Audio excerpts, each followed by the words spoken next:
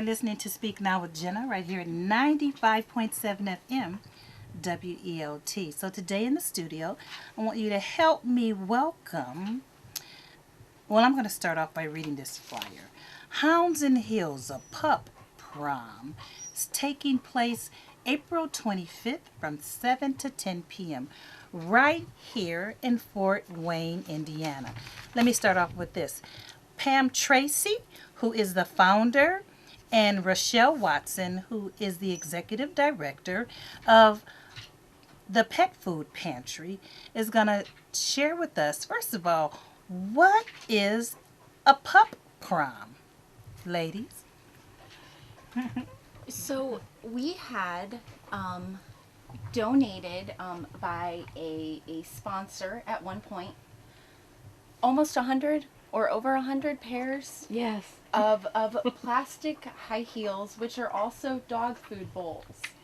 And they had sat at the pantry for a while. And my interview for the actual position was a question was posed, can you do anything with these plastic high heel dog food bowls? And it kept me up at night. So Hounds and Heels. This is a dog food bowl, this is a hound, and it is a high heel. Let's make a fundraiser out of it. So this is a pup prom. That's cool. Okay, I jumped right into that, but I'm all over the place because I'm so excited. I There's think a dog. Abby has That's me exciting. excited today. Welcome, Abby. I tried to get you to howl, but I guess not today, huh? Maybe later. I want to introduce you to Pam Tracy. She is the founder of the Fort Wayne Pet Food Pantry. How you doing, Pam? I'm good. How are you? I'm great. I'm great. Thank you so much for coming in and bringing Abby. She's happy to be here. Tell me, what is it, how in the world did you come up with the Pet Food Pantry? Because my understanding is that it started from your car. Yes, it sure Okay. did. Can you share that with us? Yes, we started in June of 2010, so it was maybe towards the end of 2009 I started thinking about it.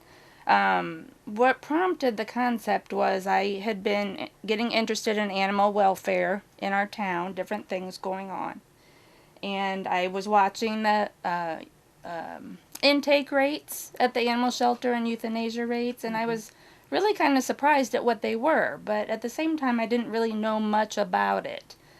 So I talked to the people who ran the local shelters and asked them why the numbers were what they were, and they said that they received 40 to 50 or 60 pets every day coming in their doors, every single day. And their adoption rates were not keeping up with that, so they were filling up with animals. And I said, well, why do so many pets come into the shelter? That seems like so many. And there's lots of scenarios. There's your lost and found scenarios. People who have surprise litters of puppies and kittens that they weren't expecting, don't know what to do with. But one reason that really caught me was people were surrendering their pets for cost issues. They couldn't afford to keep them anymore. And so that really got me thinking, and I thought, well, what are the cost issues associated with a pet? It's pretty much medical, veterinary issues, and food. And I thought, well, that seems like a reason that can be dealt with. So I thought, what can I do? And my first thought was, well, I'm going to open my own shelter. And then I thought, well, it's going to fill up just like the other ones, and then what? So I thought some more, and I thought, well, you really need to get to the root of the problem. We need to keep the pets from going to the shelter in the first place. So I wasn't rich, I wasn't a veterinarian, I didn't know any millionaires, but I had a little bit of a savings account, and I thought I can go buy some pet food, and I can get it to the people that need it. So you actually started buying the pet food yourself from your own pocket? I sure did. Wow. Yep, we established a bank account, we established our business name, and we started getting the word out, and it was me and two other ladies that got permission from a church downtown to use their parking lot on Saturday mornings, and we stood out there with our Jeep full of dog and cat food and waited to see who showed up. Did you get a lot of feedback immediately? The first day, the first distribution, it was June 12th, 2010. We had 12 clients, Wow. which we really didn't know what to expect. We didn't even know if we'd have one. So at that point, we were trying to give them enough food to tie them over for all their pets for the 2 weeks until we had another distribution. That was the plan. Oh. That only lasted a couple times because each week we got busier and busier, and we were still buying the food ourselves. And so we said, well, I think we need to be a supplemental program. We need to do what we can to help people tie them over. So after about the first year or two, we applied for our 501c3 nonprofit status. And by then the word was getting out. People were wanting to donate food. People were wanting to donate money. Businesses around town were offering to be donation drop-off points for people that wanted to donate food. So it just really started taking off. Did you have any idea it would do this, grow to that scale? I had no idea what to expect. I hoped that we could help as many people as possible. I hoped that the community would support us Yes. because I couldn't afford to do it for myself forever. And everybody just stepped up. Volunteers started knocking on our doors. Donors were knocking on our Wow. doors, and it just blossomed into what it is today. This question just came up. Has the organizations that actually house pets that are donated, have they said that it's changed? Has the euthanasia rate went down because of people not being able to afford pets? Yes, the surrender rate definitely has gone down for the cost reason. People Okay. are not near as many people are surrendering their pets due to cost, which then of course impacts the euthanasia rate. From 2010 when we started until the numbers we just got from 2019, it has gone down 62%. Are you serious? Yes, Oh, I'm that's serious. Amazing. Yes. That's amazing. So now you're a board member, and Rochelle, you came on board. Yes. Why and how did that happen? So, This is Rochelle Watson, This is. Executive Director. probably May of 2019, I noticed, I think a board member had posted something that they had board positions open. And I really wanted to be involved in animal welfare in a, not so much a bigger way. I had been involved in animal welfare, but a more impactful way, in a way that maybe shaped policy or shaped some decisions moving forward in my community. And I saw a posting for a board member position with Fort Wayne Pet Food Pantry. And when I applied, a board member reached out and said that the director position may be coming up in the future. And we had known each other for a while, and to maybe just throw my hat in the ring if it was something that I could possibly do. And it really blew me away to be able to have that sort of opportunity. They chose me, and it was a heavy responsibility that I don't take lightly.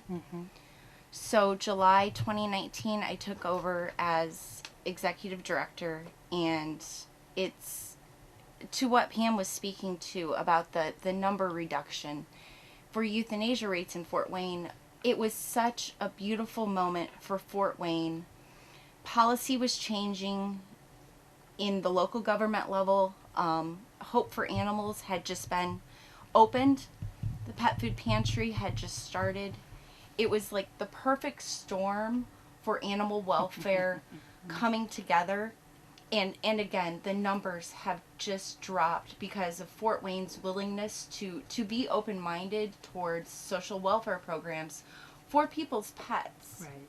It's progressive, and it's so nice to see that in Fort Wayne. So how did you know that this was the organization for you?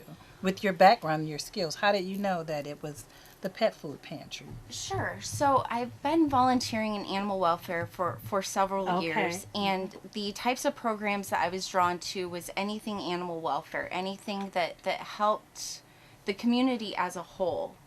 Either you're keeping pets at home with their families or you're reducing euthanasia rates.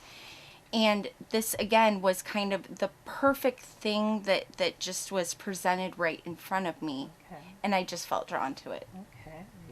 I want to read this, and then I'd like you guys to share some of your experiences. So the Pet Food Pantry, they provide pet food at no cost to pet owners who are struggling financially and cannot afford to keep their pets. Listen to this. In 2019, they distributed 74,918 pounds of pet food to help pets and their owners in the community. That's amazing. How far is you guys' outreach? In terms of, and I'm sure Pam has seen this too, we frequently get people who are currently living in Ohio or have recently relocated from Ohio. There are not a lot of pet food pantries in Indiana, and it is growing, but we are seeing people from the Auburn area. Oh, wow. Areas south of Fort Wayne, lots of folks from Huntington. It's really incredible, and most of it, honestly, is word of mouth. And it's just amazing. So your communities are widespread. Yes. Uh-huh. Yes. Hey, share a story with us about the impact personally this journey has made on you guys. Well, for me, it really opened my eyes because I went into this with a lot of preconceived ideas about animal shelters and what went on there and why things went on. And I've learned a lot. I've met a lot of animal welfare people doing this and just a lot of volunteers, and I've learned what goes into those numbers and that you really can't judge an organization on their statistics alone. You need to understand what they're dealing with and what their obstacles are. And the other thing that I've learned about is the people that we serve and their pets. Obviously, I knew they had struggles. That's why we chose to do this. But the things that they deal with day after day, it's just amazing. I think, we've all had days or maybe a week or from one paycheck to the next where we've come up a little short. A lot of our clients deal with that day after day, week after week, year after year. And I know the stress I feel when I come up short just for a single month. I can't imagine the stress that these people feel for months or for years. Well, you know what? That leads right into this next point. Because then a lot of people would say, then if you've got that kind of stress with a pet, then why have it? We hear that a lot. Do you hear that a lot? A lot. Let me share this. So, and this is from your website, and if we're going to share that at the end of the show, and some more really interesting information about how to get in touch with these ladies. If you have donations for volunteers, for what do you call it when they come and pick the food up? Distribution dates. Distribution dates, okay. But by providing pet food to those in need, we are able to do, they have 4 different things. The first 2 is to reduce the number of animals that are taken into shelter and to reduce the number of animals that are euthanized due to overcrowded shelters. Would you speak to that? We did a little bit, but do you want to go into detail about that? Yes, I just think that we have had a lot of clients make comments to the effect that if it wasn't for us, they wouldn't be able to keep their pets. Oh, wow. And so we know that what we're doing is valuable and helpful and meaningful. And for the comment that we hear a lot about people saying, well, why do they have a pet if they can't afford to take care of it? Which is a valid question, and I would ask that question myself, but then I started to hear these people's stories. And they've had their pets, pets can live a long time, and they've had some of their animals maybe 5 or 7 or 10 years, and 5 or 7 or 10 years ago, this person was employed, They had a good job, life was good, everything was a-okay. Now they're unemployed, or they're on disability, or they're retired, or they're battling a medical condition that has impacted their income, but they still have that pet. And so, who is to say that somebody should give up their companion? So, and that's how we view that, and so that's why we're here to keep that relationship going. And that's a family member, it's not just a pet. Absolutely.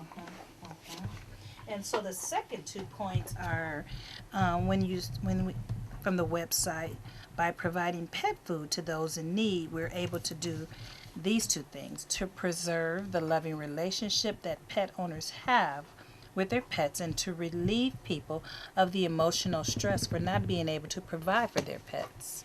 Absolutely. When you take on the responsibility of having a pet, it doesn't matter what you have going on in your personal life. Your focus at the end of the day is, this is a living being, and I need to provide for it.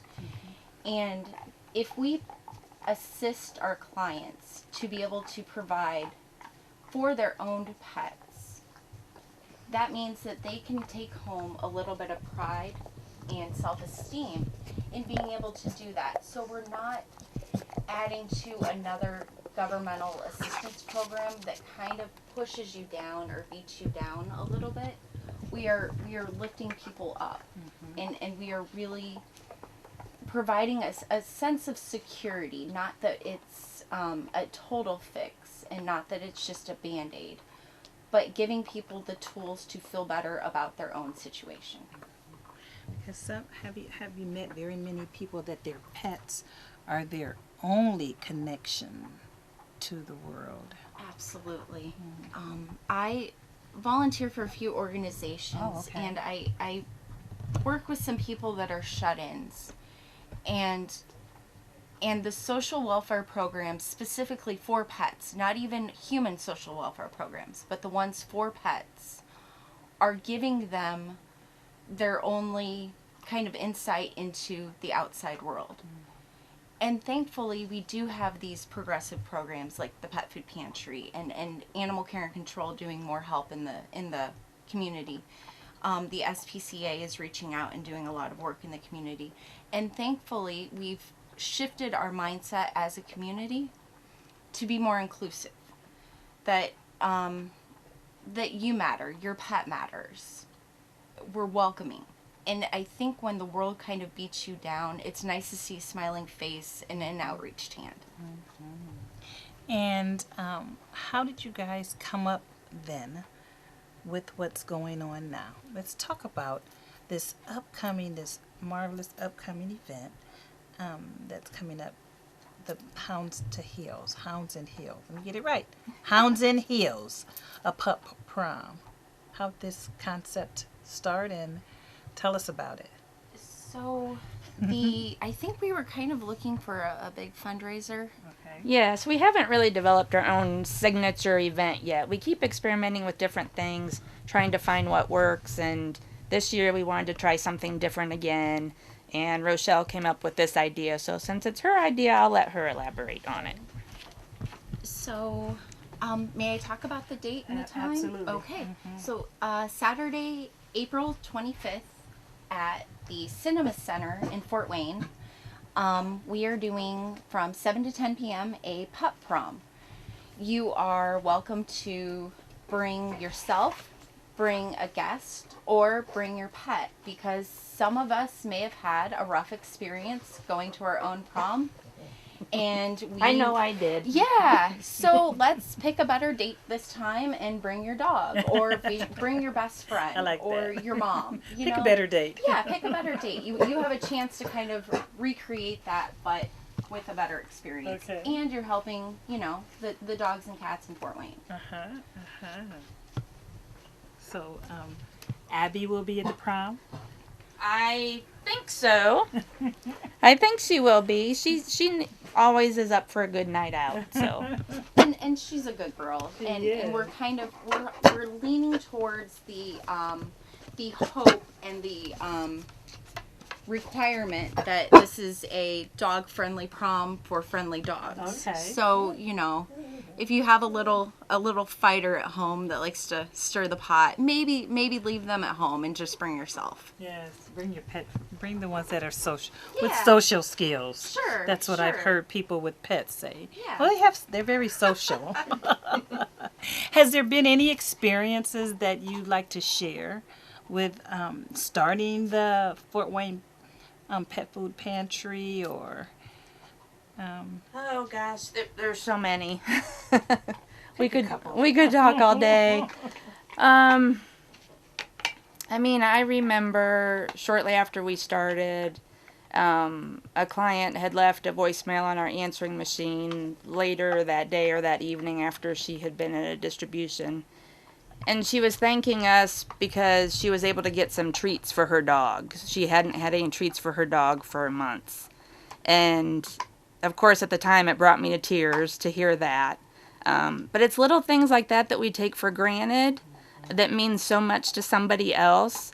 And if you have a pet and you think about when you give them a treat, like Abby has right now, it's a lot of times it's just because it makes them happy, it makes them feel good, and our clients don't always have those extra toys or extra treats to just splurge on their pet and just treat them and spoil them, and so that really meant a lot to her, and so it's things like that that just really opened up my eyes to how important this program is and how much of an impact it has. What about you? Any special stories that just kind of like, oh, I just have to share this? This is kind of an odd. 6 years ago, I was in a near fatal car accident, and I broke my neck and my leg, and had a brain injury.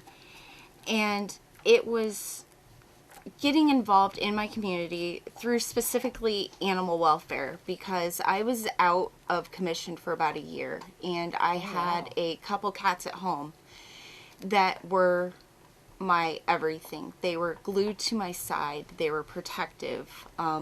When I would have to talk on the phone or sign paperwork, the anxiety and just the fact that my brain wouldn't allow me to understand what was in front of me. My pets were everything, and they kept me grounded and safe.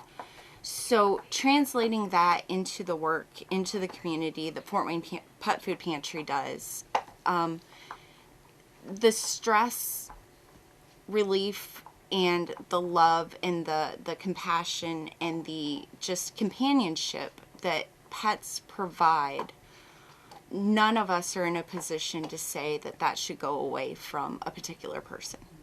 So if we can help in any way, and you don't have to, like Pam did, she started an organization. That's incredible. We don't have to do that.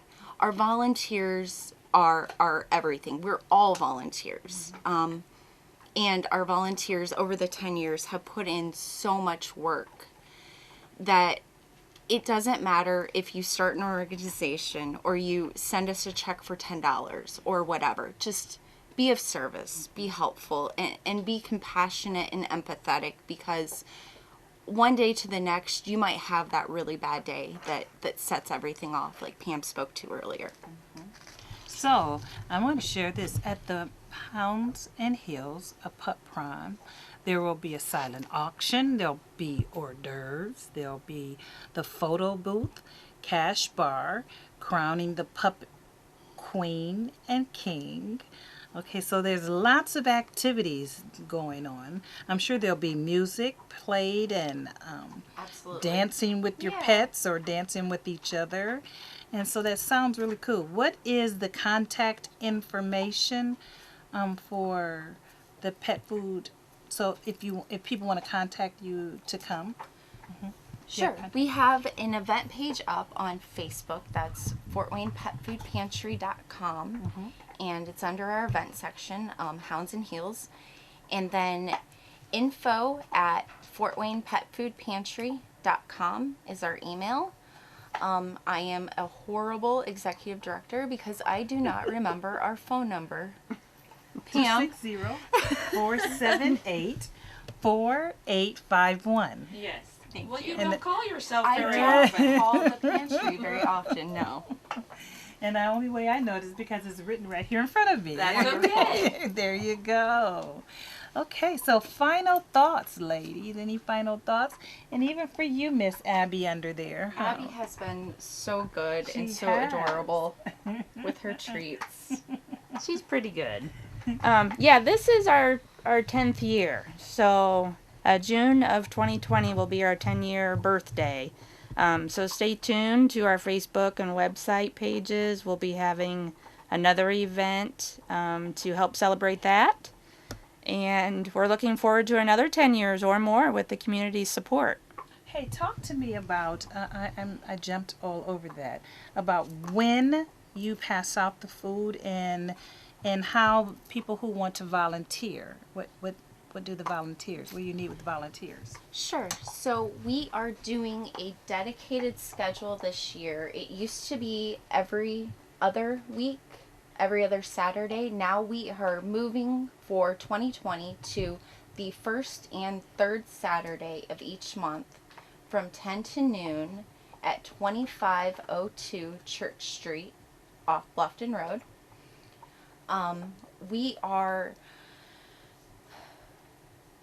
Are we doing, this is silly, so we do have other relationships with churches in Fort Wayne.